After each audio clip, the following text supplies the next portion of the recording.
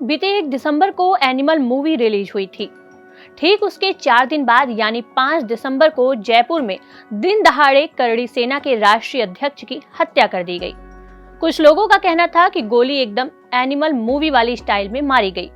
इसके बाद animal movie से जुड़ा मुद्दा बीते 7 दिसंबर को राज्यसभा में उठाते हुए कांग्रेस सांसद रंजीत रंजन ने फिल्म में दिखाई गई हिंसा पर आपत्ति जताई।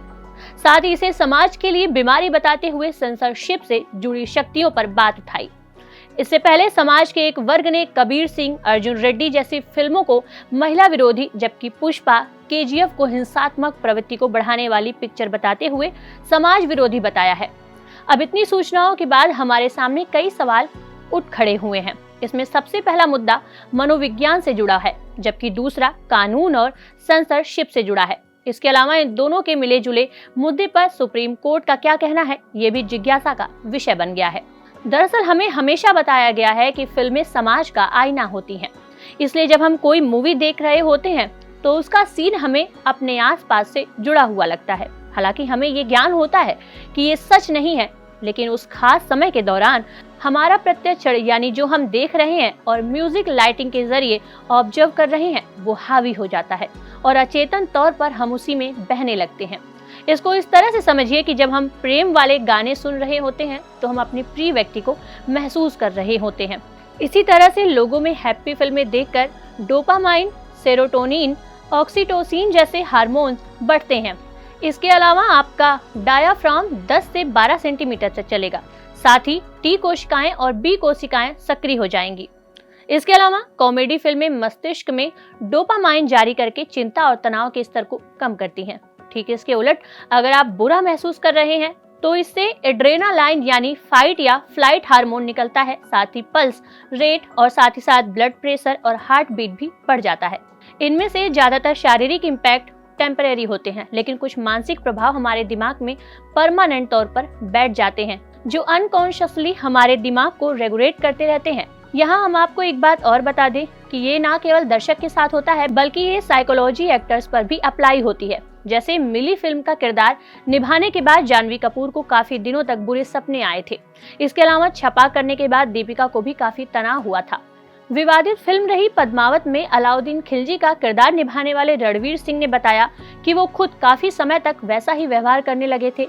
इसके अलावा 28 साल की उम्र में हीथ लेजर की दुखद मौत के बारे में भी कहा जा रहा था कि वो साल 2008 की द डार्क नाइट मूवी में जोकर की भूमिका निभाने के चलते मनोवैज्ञानिक तनाव में थे। आइए अब जरा सेंसरशिप वाले इस मुद्दे पर भी नजर डाल लेते हैं। आसान भाषा में सेंसरशिप का मतलब है किसी भाषण, सार्वजनिक संचार या जानकारी को दबाना। ऐसा करने के पीछे कई कारण हो सकते हैं, जैसे कोई सामग्री आपत्तिजनक, हानिकारक, संवेदनशील या असुविधाजनक हो सकती है, जिसके पब्लिक में पहुंचने पर कई बुरे रिजल्ट सामने आ सकते हैं। ऐसे प्रतिबंध लगाने के अधिकार सिनेमेटोग्राफ अधिनियम 1952, केबल टेलीविजन अधिनियम, भारतीय प्रेस परिषद और आपराधिक प्रक्रिया संहिता जैसे एक्ट्स के तहत मिला है। फिल्मों के मामले में केंद्रीय फिल्म प्रमाणन बोर्ड ऐसे प्रतिबंध लगाता है। ऐसे प्रतिबंध के जरिए समाज में वैमनस्य की रोकथाम, राज्य और देश की सुरक्षा और बढ़ावा देने, समाज में नैतिकता को बनाए रखने और हानिकारक गतिविधियों को रोकने का काम किया जाता है। इस मामले में कोर्ट के निर्णयों की बात करें तो सुप्रीम कोर्ट मामले और फिल्म के बनाए जाने के उद्देश्यों के आधार पर सेंसरशिप या किसी तरह के सर्टिफिकेशन को वैध ठहराती है। जैसे बॉबी आर्ट इंटरनेशनल बनाम ओम पाल सिंह हून के मामले में बैंडिट क्वीन को अश्लील फिल्म मानने से इनकार कर दिया और सेक्स और अश्लीलता को अलग अलग रखने की मांग की।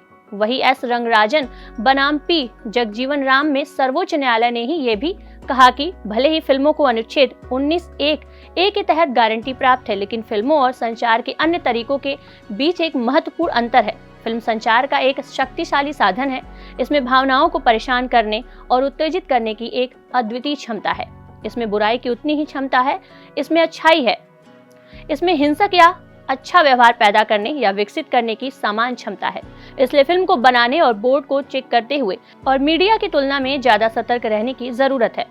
इस तरह से ये समझा जा सकता है कि जो इस मुद्दे को कोर्ट के सामने लेकर जाएगा, उसके सामने ये बड़ा चैलेंज होगा कि वो ये सिद्ध कर सके कि ये मूवी किस तरह से समाज विरोधी है।